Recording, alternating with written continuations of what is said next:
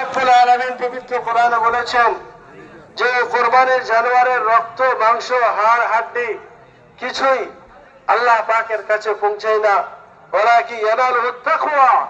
হ্যাঁ, আল্লাহ পাকের কাছে যেটা গ্রহণযোগ্য সেটা হলো তাকওয়া, অর্থাৎ নিয়ত, আপনার পরেজগারি।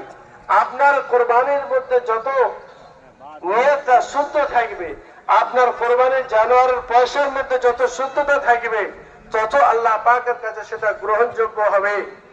আর যদি আমার আপনার টাকার মধ্যে গন্ডগোল থাকে, নিয়তের মধ্যে গন্ডগোল থাকে, তাহলে মেরে মহতারাম দোস্ত আর বুজুর্গ, আমাদের এই কোরবানি আল্লাহর দরবারে কবুল হবে কিনা সন্দেহ আছে।